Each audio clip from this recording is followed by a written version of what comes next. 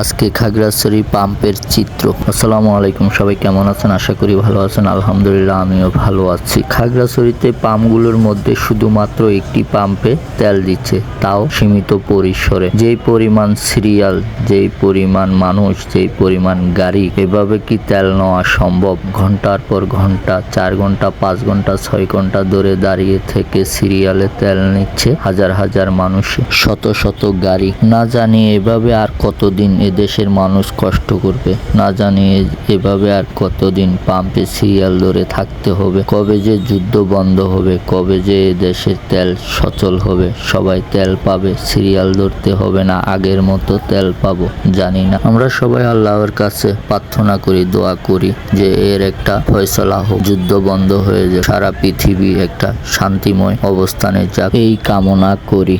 ধন্যবাদ, ভালো থাকবেন, সুস্থ থাকবেন, আল্লাহ হাফেজ।